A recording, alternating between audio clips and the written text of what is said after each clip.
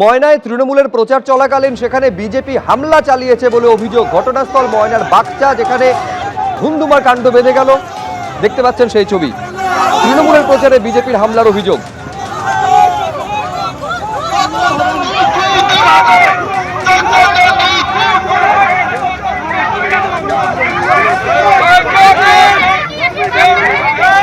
তৃণমূল কংগ্রেস আজকে শান্তিপূর্ণভাবে জনগণের সাথে, ভোটারদের সাথে যোগাযোগ করছিলাম। রাস্তা দিয়ে আমরা যাচ্ছিলাম।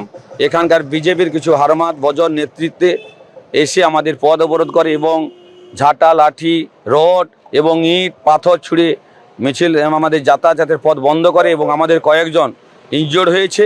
বাগচার মানুষ সবাই চায় শান্তিপূর্ণভাবে ভোট দিতে, কিন্তু বিজেপি বিভিন্নভাবে সন্ত্রাস তৈরি করে ভয় দেখানোর চেষ্টা করছে। তাই না, আমাদের লোকরা করেনি। 6 মাস লক্ষ্মীর ভাণ্ডার বন্ধ রেখেছিল, ওরা হাইকোর্ট করে আদায় করেছে।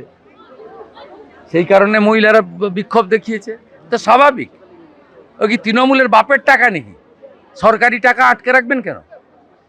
7 কোটি লোককে মোদিজি রেশন দেয়, 54 লক্ষ লোককে পিএম কিষাণ দেয়। আমরা বলি নাকি যে মুসলমানদের দেব না, তৃণমূলরা পাবে না? 6 মাস আটকে রেখেছিলেন, তারপরে হাইকোর্ট গিয়ে ওরা করেছে, তাই ঝাঁটা দেখিয়েছে।